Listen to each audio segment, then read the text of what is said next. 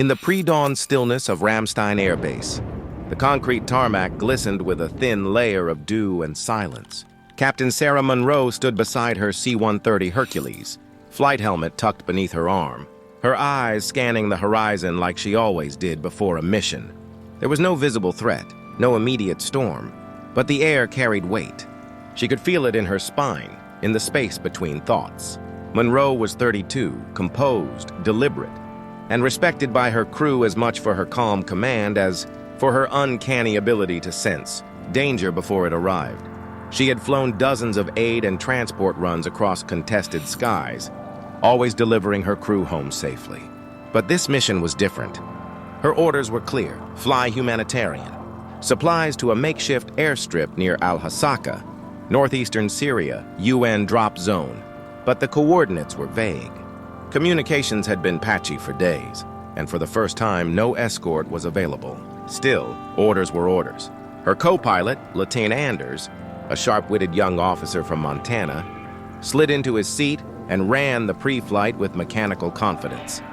The loadmaster, Sergeant Vella, nodded from the rear, double-checking the cargo, food rations, water filters, trauma kits, life-saving gear, the kind of load that could never justify risk in a combat zone.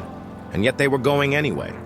As the engines roared to life, Monroe allowed herself a quick glance toward the hangars and the fading lights of Germany's sky. Somewhere in a locker behind her bunk, she'd left a note. A habit, nothing poetic, just a short line that read, "If something goes wrong, tell my dad I knew it was coming." They lifted off smoothly, climbing to cruising altitude. The briefing had said the corridor through Turkey would be safe. Still, Monroe checked every blip on the radar herself. She reviewed the terrain maps, checked wind vectors, cross-referenced satellite data, anything to give her crew the edge. As they approached the Syrian border, the radio chatter grew quiet. Too quiet. There were no AWACS calls, no Allied aircraft within 100 miles. Even Turkish control had gone radio silent. She felt it before it happened. A sudden flicker on the radar. Heat signature, then visual. "Missile! 9 o'clock!" Anders shouted. Monroe banked left, throttled down, kicked flares. The Hercules wasn't built for evasive maneuvers, especially not loaded. But it danced under her hands like it wanted to live. The missile missed, but only barely. Then came the second. There was no time to react. It struck the port engine with a thunderclap that rocked the entire fuselage. Flames burst through the wing. Alarms blared.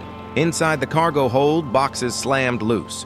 Vella yelled something from the back, but Monroe's headset was filled with static. "Brace!"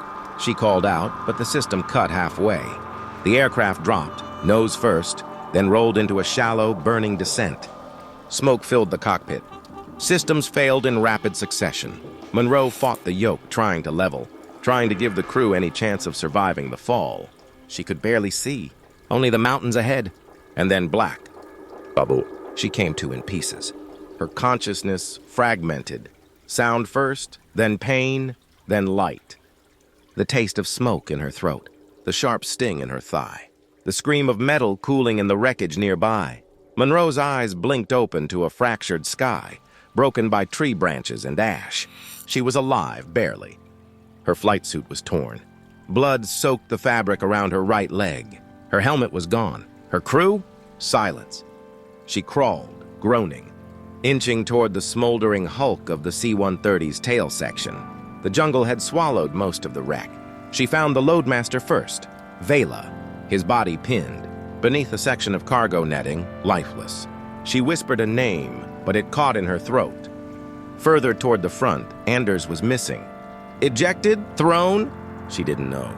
All she knew was the emptiness of the radio in her hand, and the fact that no one was coming. Her watch was smashed, but she guessed hours had passed. The sun crept higher, heating the trees. She dug through emergency kits, salvaged a pistol, water packets, and a half-melted flare. But the beacon, the emergency transmitter, was crushed. She was alone, somewhere in hostile territory, and every instinct screamed to move. The wreckage would draw attention. Fires always did. She limped away into the brush, leaving behind the smoke and the metal. She didn't cry, not yet. The soldier in her wouldn't allow it. She just kept moving, clutching a broken compass, one eye always on the treetops for drones, for movement. for any sign that she wasn't already surrounded. By the second night, her leg was swelling badly. She slept in 30-second intervals, back against a tree, pistol drawn across her chest. The forest around her was not silent, it breathed. The wind carried voices in the distance, Arabic, Russian. She didn't know, maybe imagined. She wrapped her wound with gauze, chewed on a survival ration, and tried to forget the last screams in the cockpit. By day 4, she stopped checking the sky. Rescue wasn't coming. She knew it now. Maybe they thought she'd died. Maybe they never saw her fall. Maybe no one would ever know.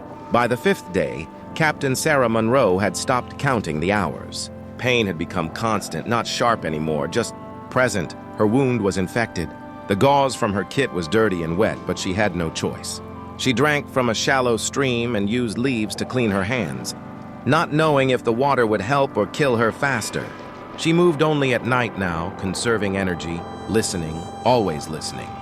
There were voices nearby sometimes, trucks, dogs, the click of boots on dry leaves.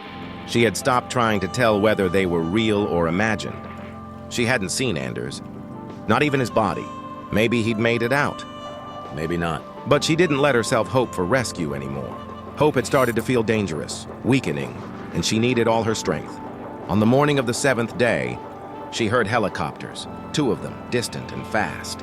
She crawled to a clearing and lit the last of her flares. A red line of smoke hissed upward, curling into the sky. She waited. Nothing turned. The jungle swallowed the signal like everything else. She lay back on the ground, her hand shaking as she gripped her pistol. No more flares, no more chances.